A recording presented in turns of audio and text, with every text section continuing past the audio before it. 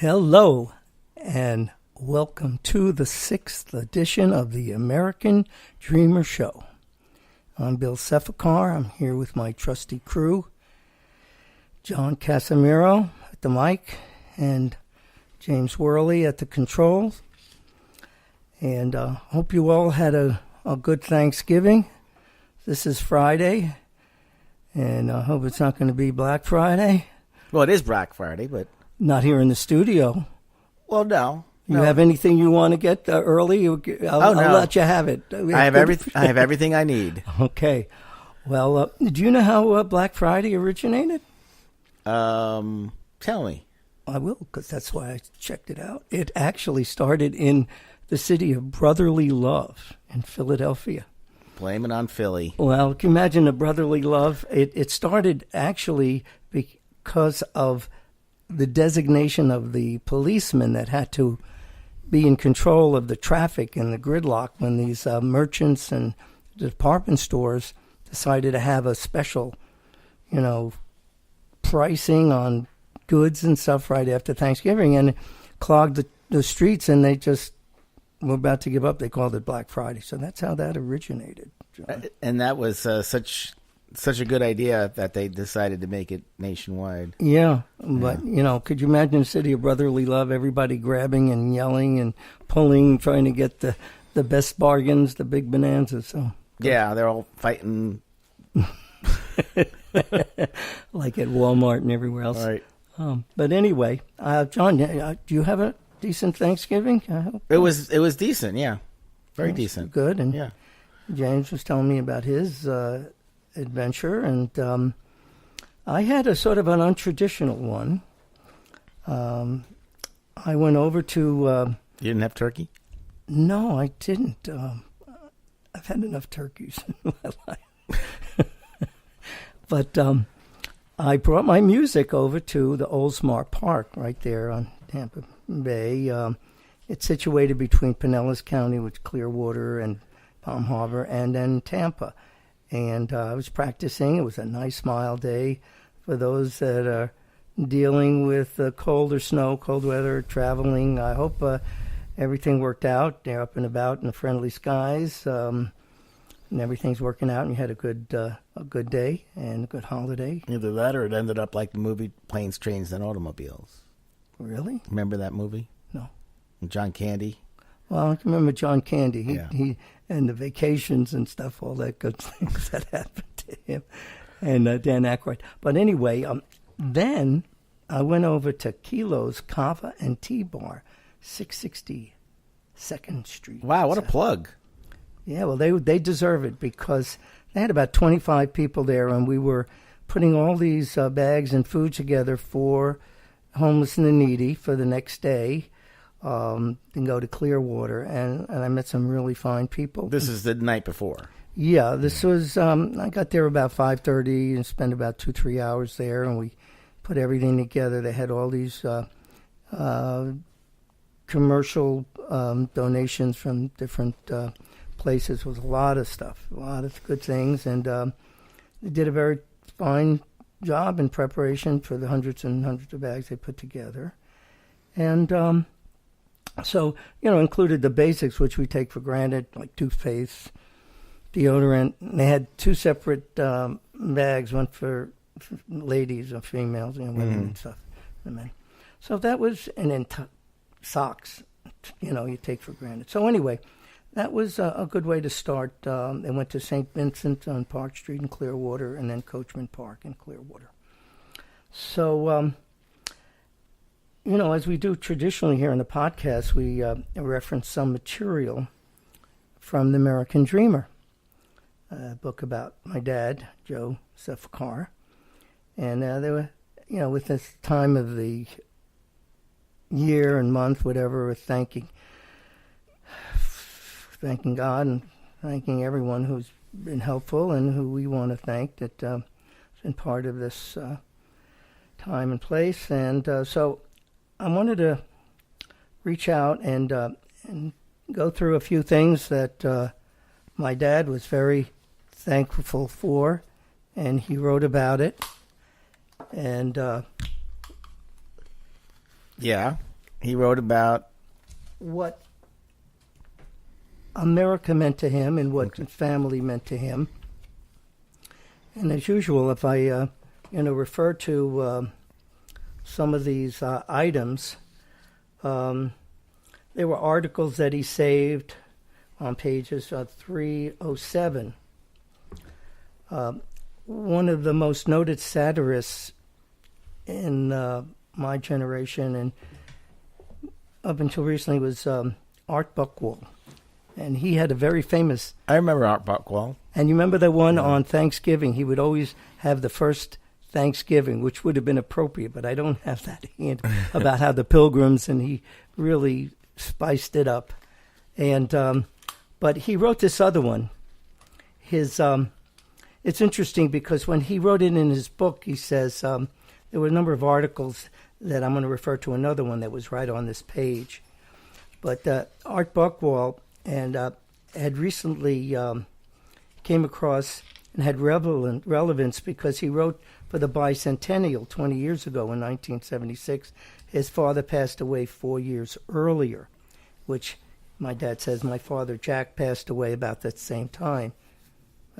And my family relished a part in the 200th anniversary bicentennial of the United States and at our nation's capital.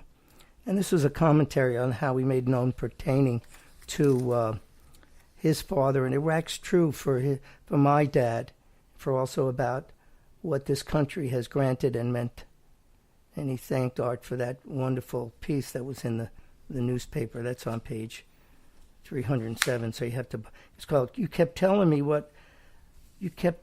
There Was No Better Place to Live," and his father tells him, meaning America. Yes, Yeah. Exactly. Thank you. So that was one. Not Florida. No, that's later on. Right.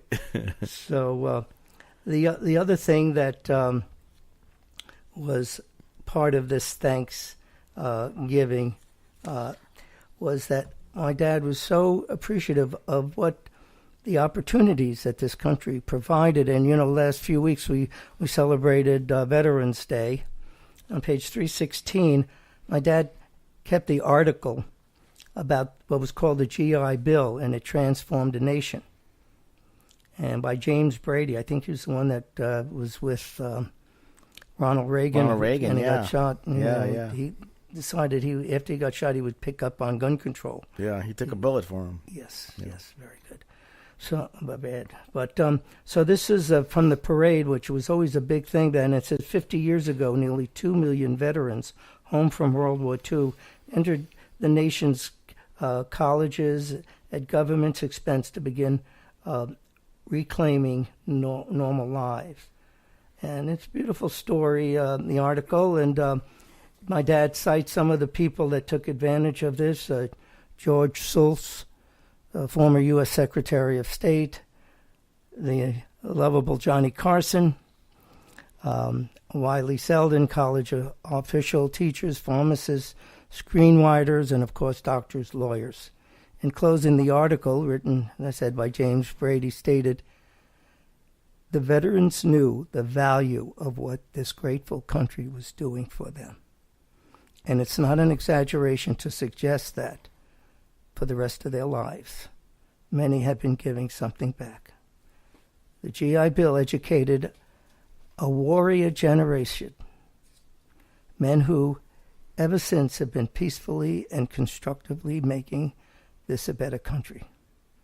I agree with Brady's analysis. The education I received," this is my dad, "through the GI Bill was a wondrous gift, which I have strove to repay." The GI Bill. Yes. And the last item I want to reflect on, as I said, my dad collected everything with nicely cataloged in folders, and you can see some of the cabinets there that are with us. And there was this one article. It was Ann Landers. You remember Ann Landers? I remember Ann Landers. And this was advice: teach children to love one another. And what makes it so poignant is because children need to love one another, and even when your family is steeped in a lot of love and togetherness, there are lessons to be learned early on. And my sister and I, we had our sibling rivalry. Right, Bonnie? She's probably listening somewhere in Maryland. If she could only call in. One day she will. We'll have to bleep it out. But it says that this story, as it was relating, these two young kids, boy and a girl, were fighting in the car, just like my sister. We would have to be separated, one in the front, one in the back seat, you know. And the mother had enough, and she said, "Listen, you better learn how to respect each other, care for each other, and love each other. Because one day, you're going to be the only ones that'll be left." And that day is came and gone. So, in the article, in the Ann Landers article, Teach Children to Love One Another, they actually listened. She related to that. It made a difference. Mm-hmm. Well, John, this happens to be a good segue for the first song. Oh. You ever write a segue? A bunch of them.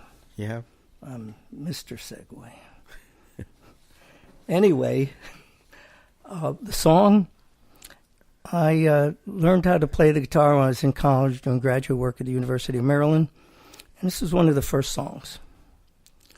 And it's Crosby, Stills, and Nash.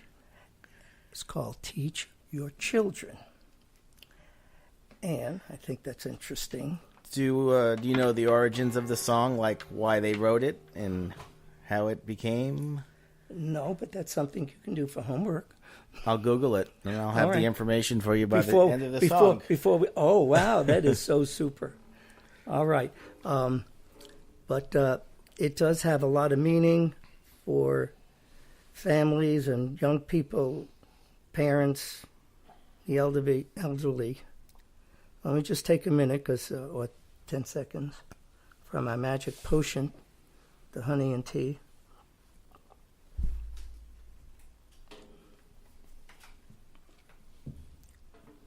Teach your children well. Can you tell me after? Oh yeah, I'm just setting you up. You are doing that. You do fine, buddy boy. It's better than dead air.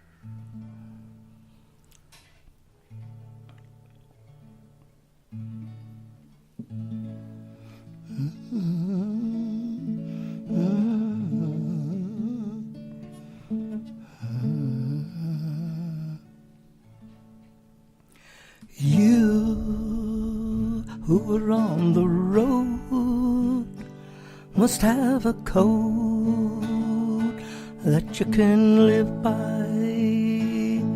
and so become yourself, because the past is just a goodbye. Don't you ever ask them why.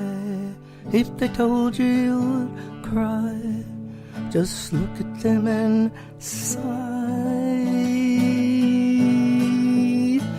and know they love you.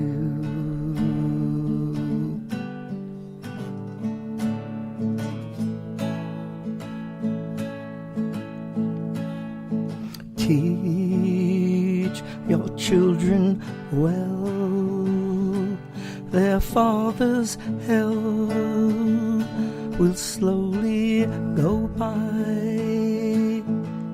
and feed them on your dreams, the ones they pick, the ones you'll know by.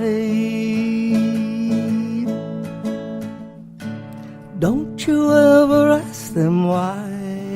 If they told you, you would cry. So just look at them and sigh,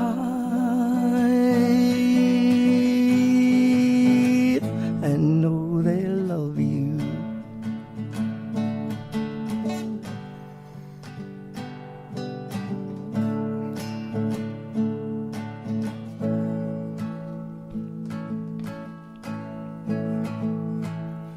and you of tender years can know the fears that your elders grew by.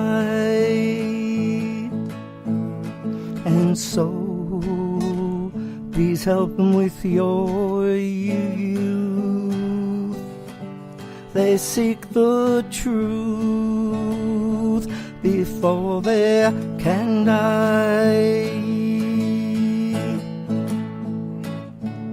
Teach your parents well, their children's hell will slowly go by, and feed them on your dreams, the ones they pick, the ones you'll know by. Don't you ever ask them why. If they told you, you would cry. Just look at them and sigh,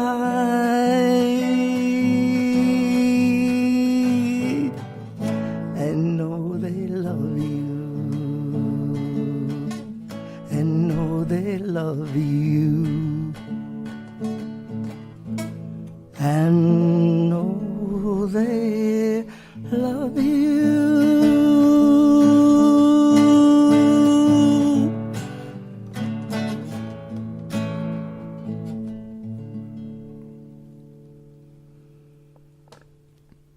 Okay, we got the answer. Yes, we do have an well. Just a brief little blurb I have here is Graham Nash wrote the song. The lyrics deal with the often difficult relationship he had with his father, who spent time in prison. Wow, that's heavy stuff. Huh? Yeah, and it gets a little deeper, but that's the premise of it. It's a beautiful song. It carries a lot of messages, Mm-hmm. and we all are part of that. Whether you're youth, parents, elderly, and back again. I'm on my second turnaround, second childhood. So I was taught to have a lot of patience during podcasts. That's My father taught me that. He's like, I don't know what this podcast thing is, but it's going to be invented someday, and be there. you got to be there. Okay. Well, the second item we usually like to address is some quotes, inspirational stuff, and just happened to do a little investigation into Thanksgiving. And I've been very blessed and fortunate, and I try to give back, but, you got to keep on giving, giving back. So here are a few of these inspirational sayings and so forth that I think are appropriate for today and probably always. The one thing I like about Thanksgiving is everybody in the United States celebrates it. It's a universal holiday. You could say to someone, Happy Thanksgiving, and no one's going to turn around and say, well, I don't celebrate Thanksgiving. Right? John, and I think one of these quotes addresses to that. I'm going to fix your name next to that because it has that same thought. We give thanks for unknown blessings already on their way. That was an unknown author. Almost transcends in the author of Dreams, which dreaming and blessings can coincide. But we give thanks for unknown blessings that are already on the way. We don't know. But here's one. Not what we say about our blessings, but how we use them is the true measure of our thanksgiving. That was W. Perkeiser. And thanksgiving is a jewel to set in the hearts of honest men, but be careful that you do not take the day and leave out the gratitude. E.P. Powell. Another is we should certainly count our blessings, but we should also make our blessings count. That's a Neil Maxwell. That's interesting. Here's a recipe for a thankful heart.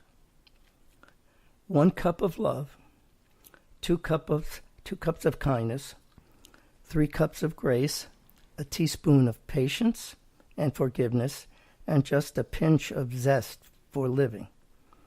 That's kind of a Thanksgiving meal we're cooking in our lives together. There was no author affixed to that, so I'm doing a little Chef Boyardee on that. I would like to add... Was there really a Chef Boyardee? On the cover of those cans, oh man, didn't you read the spaghetti and the... Yeah, my mom told me never to eat that stuff. Because you're Italian and you made the whole thing from scratch. Right. Okay.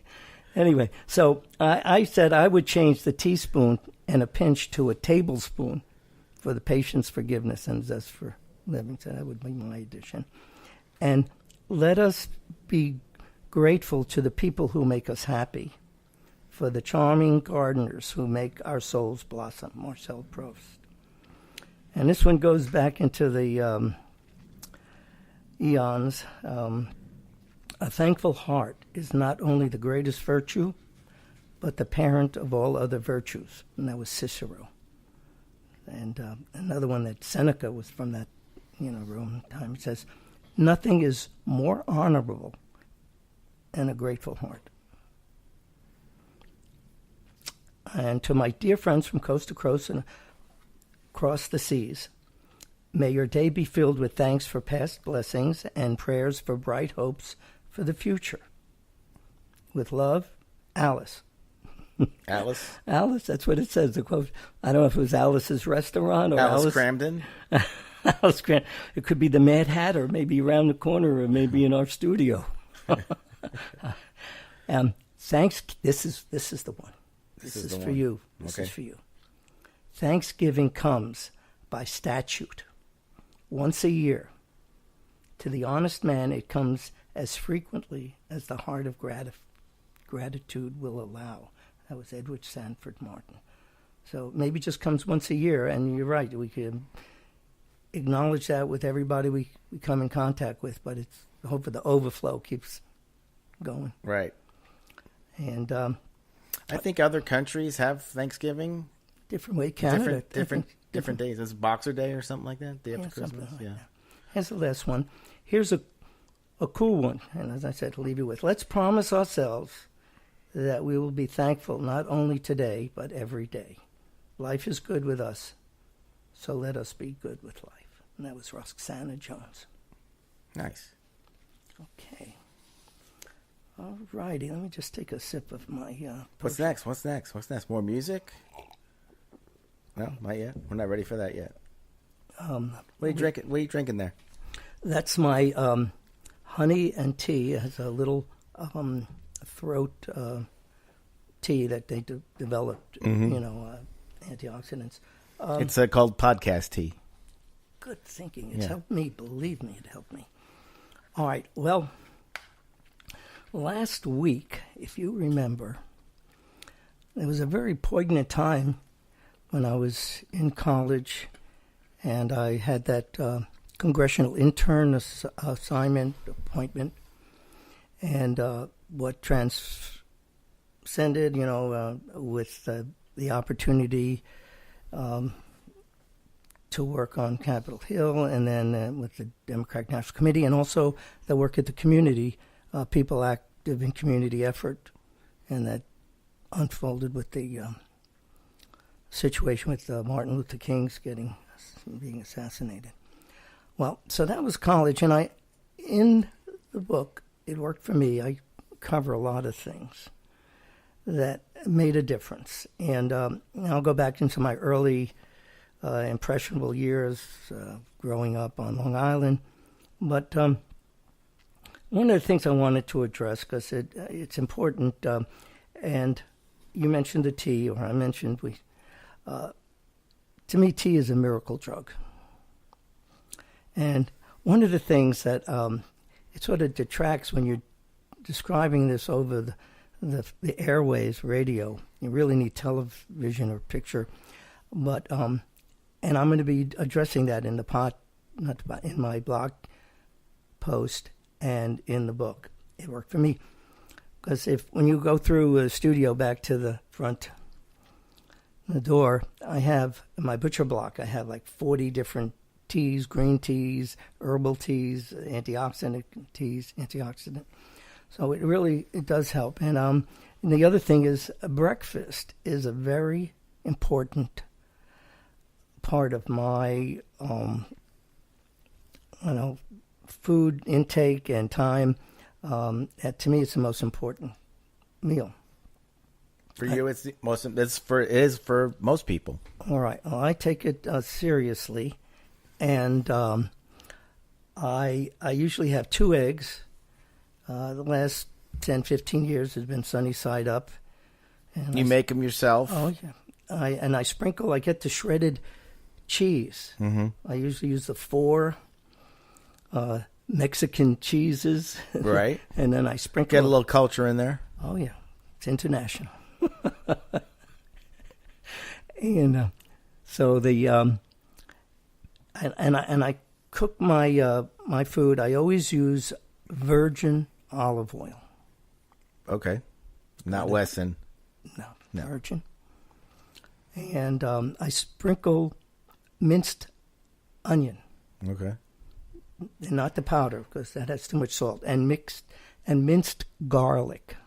Garlic is good for everything. Garlic scares away vampires. I haven't seen any vampires lately. No. Yeah. Not even on Halloween. That's good. So this happened that some people use the cloves and stuff and the oil and the drops, but it wreaks havoc on your breath, and that doesn't help things, when you're trying to meet and greet. So anyway, I just use the minced garlic, and I have bagels. I have 2 bagels, usually either. I have a. Where do you get your bagels from? Very important. I don't want to tell you because it's not that important. Target. You might need to look into your regimen of bagels. Einstein bagels. I really need to, but I get it as quick. And I have onion, and I have like cinnamon raisin, and I put it with the onion with the salmon, smoked salmon spread, and then I use strawberry on the other one, and I have my coffee or my hot chocolate. I have hot chocolate. It's actually I use Ovaltine. You have lox? Well, the lox is the smoked. It's the spread. I don't go too well. I have that sometimes, so I'll have hot chocolate, and I mix some coffee with my Ovaltine, and it works. It works out very nice. And I told you about my putting the American flag on the passenger side and the rear of my car.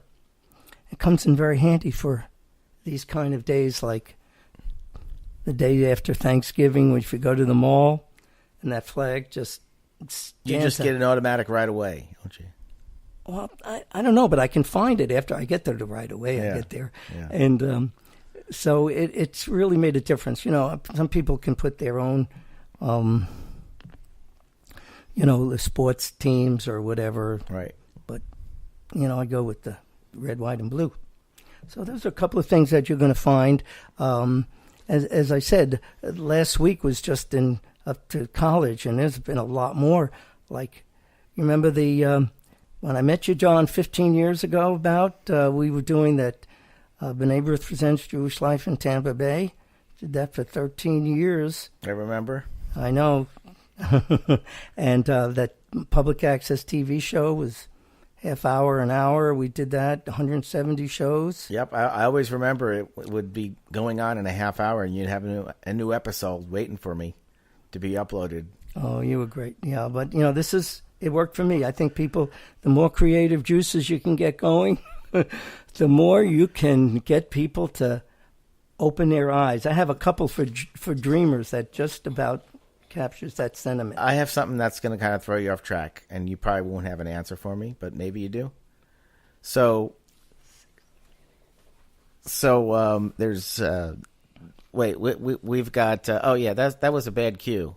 That was a bad cue. That's 6 minutes. What's 15 minutes would be like 555. Okay. All right. Don't make me nervous here. Well, how much should we have? There's lots of time. All right. There's lots of time. Enough time for a little anecdote here, okay? Okay, go ahead, man. What is the origin of bagels? Is it really a Jewish thing? Did it come from New York? Well, Jewish people like to answer questions with a question. What's the origin of pizza, man? Where do you think it came from?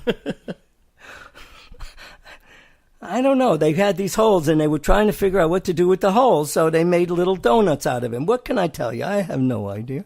But we're going to Google it. Okay, all right, yeah. Go ahead. You continue, and I'll have an answer by the end of the podcast. So, Sir James, we have 14 minutes. Wowie kazowie, Batman. So, here's another thing, because this is the time for pausing and reflecting. And I found this in, I just took it out of one of the cabinets there. And it was a commentary on a life that's more tasted than wasted. My dad had this article, and it's by James Horning, Changing Gears. And, people think of, well, I miss doing this. I should have done this. And so he wrote stuff down. He says, I never had ridden on a motorcycle. I've never been to Montana or Idaho, Alaska. I'd never seen Old Faithful. And I never flown on the Concorde. Now, my dad took this and put this in, and he said he did a lot of amazing things. And he wasn't disappointed that he maybe didn't ride on a motorcycle. He was in Alaska in the Far East. And he felt that the best things that he did was to be with people that made a difference for him, his family, and loved ones and friends. And so when he wrote this, and it's in the book there, and I don't have the exact page, and I can reference it next week, but he said he felt that he had a life more tasted than wasted. And hopefully, when we get to the point where we looking back, and even now, you don't have to get to that point, you feel that you're making something happen, something good, something to show for it. Like this podcast. Oh, God, you read my mind. Yeah. Thank you. You're welcome. Okay. A bagel, also spelled B-E-I-G-L, is a bread product originated in the Jewish communities of Poland. I'm not surprised. It's traditionally shaped by hand into the form of a ring, and from yeasted wheat dough, roughly hand-sized, and is first boiled for a short time in water, then baked. Well, I'm going to share something with you. See, who said nothing good ever came out of Poland? Who said that? I didn't say that, but food-wise. Well, I wrote a book with a man that, Cantor William Halbin, a Holocaust survivor from Krakow, Poland. Mm-hmm. Well, no, there's a lot. But this brings back, and the smell of it comes back. When I was growing up on Long Island in the 50s, we had this couple. It was always a nice community across the street. Chick, his name was Chick, and Leela Kornhaber. And he was one of the first ones that had bagels. They hadn't arrived. This is in the early 50s on Long Island. Really? And he was one of the most popular people around because it was just starting to gravitate the idea, and then the smell, and what you can do with the bagels, with the lox and the cheese, and so every Sunday he would come in from Manhattan, or where they were making them, and he'd bring these bags of bagels, and everybody would be camping out at his house. They were across the street from us on Lindcrest Street. Mm-hmm. It was very, very memorable. Very memorable. So thank you for that add-on. I think I'm going to do the next selection. Maybe on the next podcast we'll have a special bagel. We can have some bagels. I will make some bagels. Yeah. Excellent. No, don't make them. Let's get them from somewhere. No, I'm not going to make them. them. We'll make them. We'll get them from somewhere. Not Target. No. We'll somewhere, go to somewhere that's famous for bagels. Okay. Okay. So that's the ticket, my man. This has a very interesting selection. The second song, it's from one of my favorite balladeers named, many know, Don McLean. Oh, Don McLean. You going to do American Pie? It's a long song. I know. It's longer than 10 minutes, I think. And I'm not doing it. Oh, good. And this is my 12-string because I think 12-string lends itself. A long, long time ago, I can still remember. Not that song, right? Not that It's a song. different song. What other songs did he do? That's what I who had. could it You know, be? he wrote a song that people don't know. It's called the Dreidel song. I think I'm going to do that. The dreidel, dreidel, dreidel. I'm going to do that for Hanukkah, which is coming up next Okay. week. All right. But that's Narcissus was the one that he wrote some beautiful melodies and ballads, and this is called Vincent. Starry, Starry Night, people remember. And he creates and he captures what this painter was going through. He was really had some mental issues, and life did not treat him right, and he tried to get it out in his paintings, which were so magnificent. He's probably the second greatest Dutch painter next to Rembrandt. So I want you to share this with you, John. Take a look at this. You know what this tie is? It's a tie. Yes. It's Colorful, it's blue and yellow. and red. Turn It's it over. Got flames in it. Don McLean made it. No, Don McLean did. Vincent van Gogh. Starry Night. That's from the painting, Starry, Yes. Starry Night. Okay. It's one of my favorite ties. So, we're going to start with that.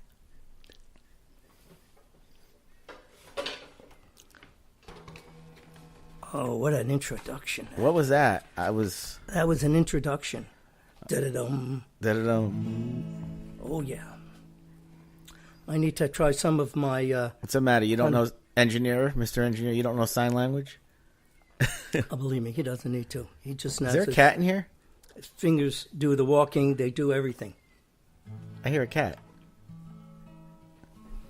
That's our studio. It's birds. I have my bird feeder out there. Okay, this is Vincent, and it has a really a special meaning because my dad, as you well know from my telling everybody, he was the administrator of the Hirshhorn Museum on the Capitol Mall with their beautiful paintings and sculptures, and my mother was our resident artist in the family, which you can see some of those pictures in the book. Paintings and portraits, but there's portraits hung in empty halls, but my mother's paintings were very well received, and they're hung, and you've seen some of them when you come in. My sister has them, cousins. My mother would always love to present that. So find the special phrase or word or picture that is presented and captured, and I'm sure you're going to enjoy this as much as I do.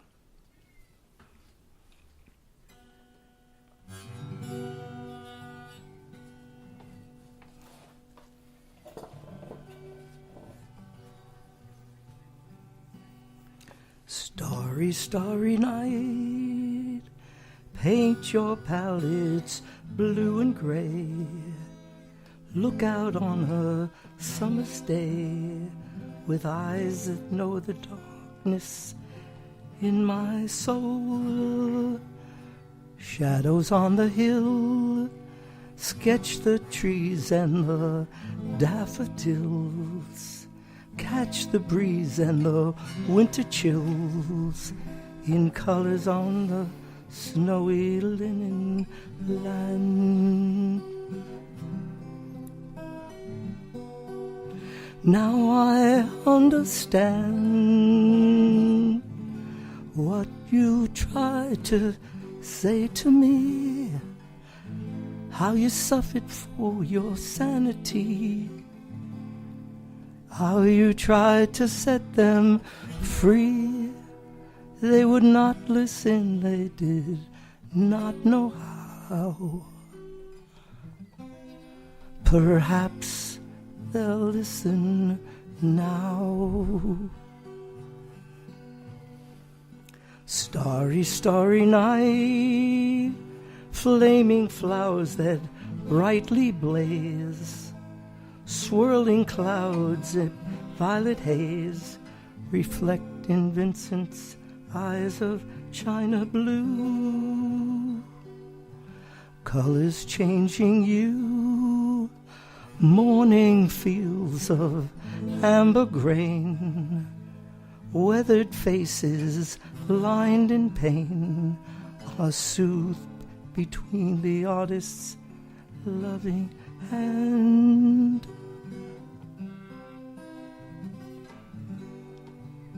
Now I understand what you tried to say to me, how you suffered for your sanity, how you tried to set them free. They would not listen, they did not know how.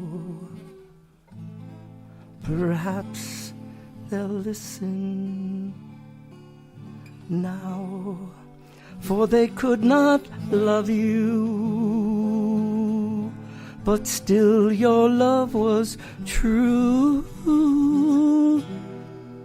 And when no hope was left in sight on that starry, starry night, you took your life like lovers often do. But I could have told you, Vincent, this world was never meant for one as beautiful as you.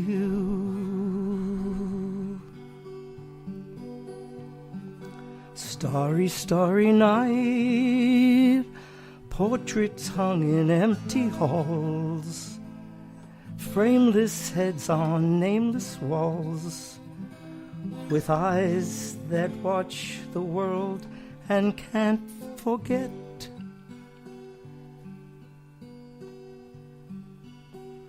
Like strangers that you met, the ragged men in ragged clothes, the silver thorn of bloody rose lies crushed and broken on the virgin snow.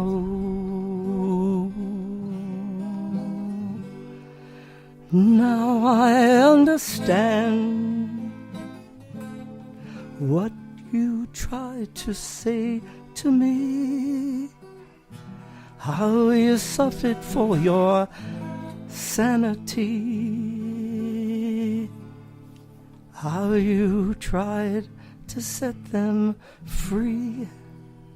They would not listen, they're not listening still. Perhaps they never will.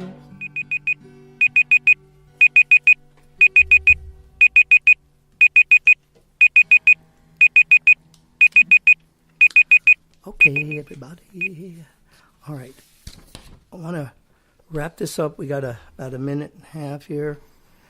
The theme for the show, the American Dreamer Show, John, is to get people working on doing something they want to do. Right. I'm doing what I want. Like a podcast. Amen to that. 3 months ago, it was the furthest thing. I didn't even have any idea. But You bugged me for a long time about doing a podcast. And you did it. You said, get the equipment, and we got the equipment, and then we got Mr. Guru here at the controls.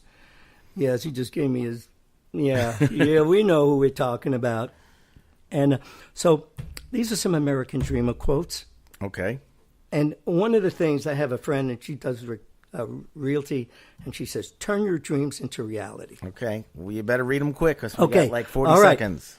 To make your dreams come true, climb so high up in the clouds, you don't hear the world shouting, come down. This is actually from Facebook, Winning Path. This one is self-evident. No one will make your dreams come true but you, only you. Wisdom. Here's an interesting approach to Garen Kilpatrick. If you want your dreams to come true, got to chase them down and make them come to you. And make your dreams a reality. You don't want to look back and think, I wish I had done something sooner. All right? We are here. Have a wonderful, blessed holiday. And this is Bill Sefakar signing off. Go do your